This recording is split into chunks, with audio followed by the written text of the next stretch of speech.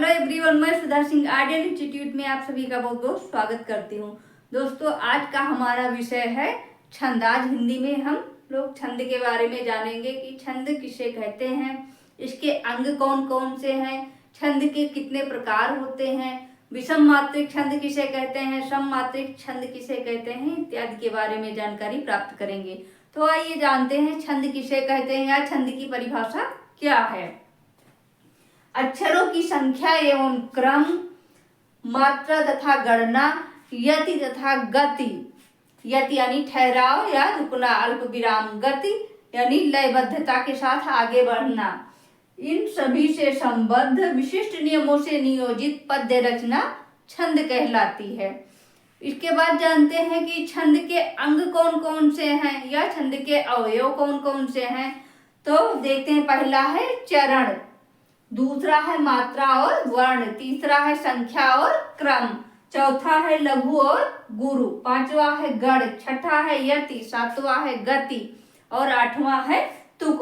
तो आइए जानते हैं सबसे पहले चरण किसे कहते हैं।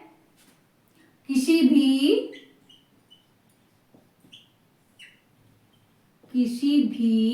पद्य में 4 चरण होते हैं। किसी भी पद्य में 4 चरण होते हैं। इसमें पहला और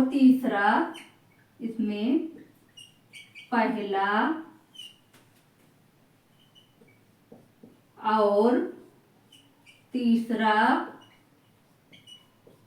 विषम मात्रिक छंद होता है। विषम मात्रिक छंद होता है।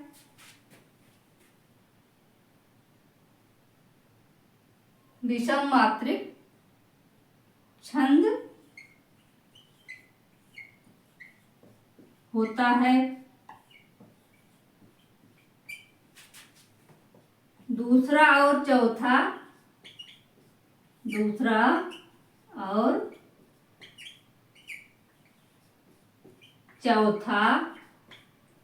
सममात्रिक छंद होता है। दूसरा और चौथा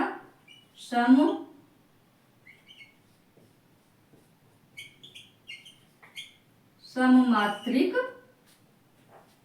छंद होता है।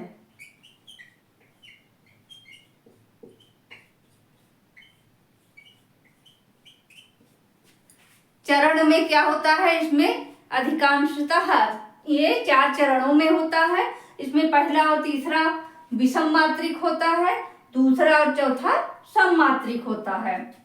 दूसरा कौन सा है हमारा, मात्रा और वर्ण।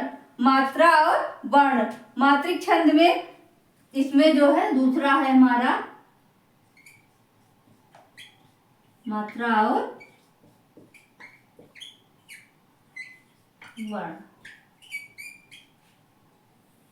इसमें क्या होता है ये जानते हैं। मात्रा और वर्ण में मात्रिक छंद में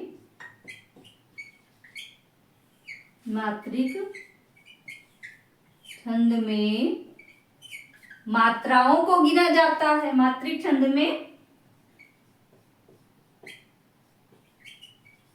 मात्राओं को गिना जाता है।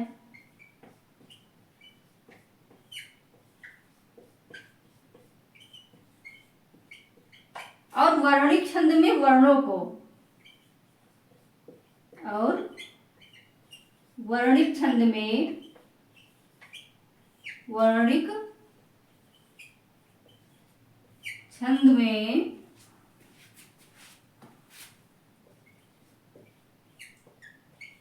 वर्णों को।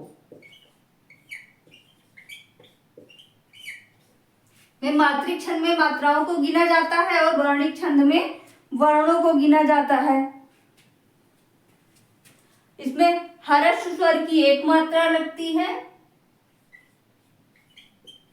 हर्ष स्वर की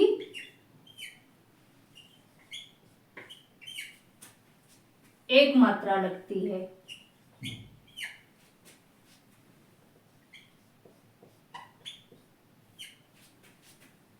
एक मात्रा और दीर्घ स्वर की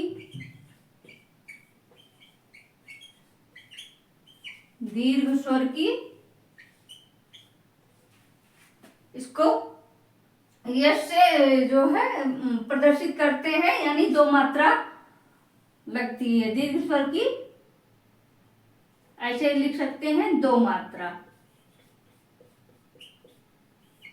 लगती है।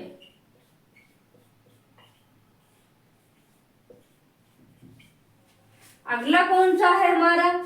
संख्या और क्रम। नंबर 3 है हमारा संख्या और क्रम।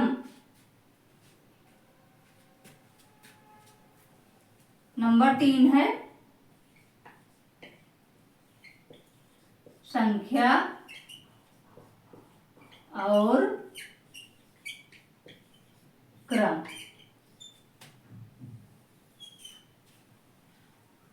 ये सॉरी, यहाँ पर पहला था चरण,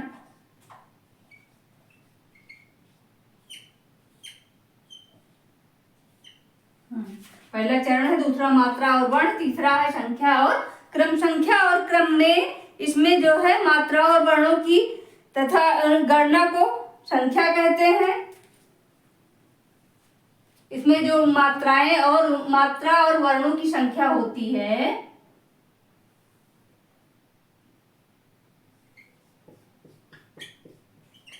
मात्राओं और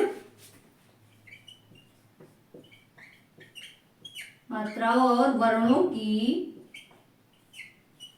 गणना को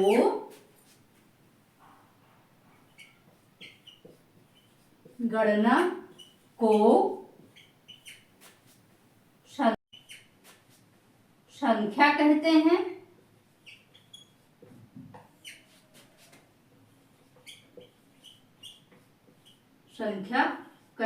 मात्राओं और वर्णों की गणना को संख्या कहते हैं और लघु तथा गुरु के स्थान निर्धारण को क्रम कहते हैं। तथा लघु और गुरु के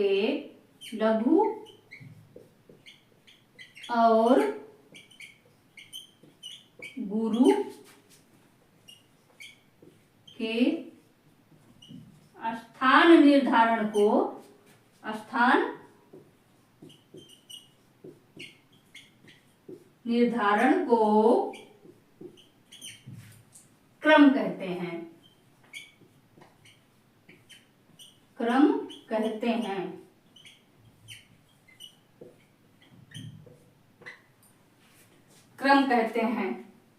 हमने चरण के बारे में जाना, मात्रा और वर्ण के बारे में जाना, संख्या और क्रम के बारे में जाना।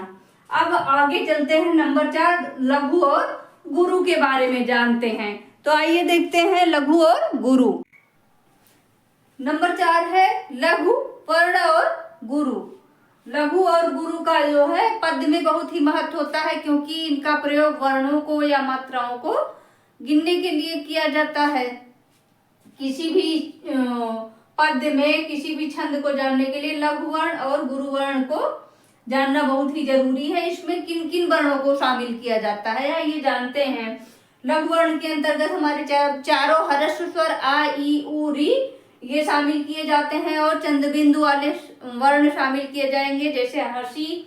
उसके बाद संयुक्त व्यंजन वाले वर्ण शामिल किए जाते हैं, जैसे नित्य, सत्य। ये उसके बाद लघु वर्ण के लिए किस चिन्ह का प्रयोग किया जाता है? रेखा चिन्ह, पाई का प्रयोग किया जाता है, यानी यहाँ पर एक रेखा चिन्ह या एक पाई रहती है। उसके बाद गुरु वर्ण के अंतर्गत कौन कौन से वर्ण आते हैं?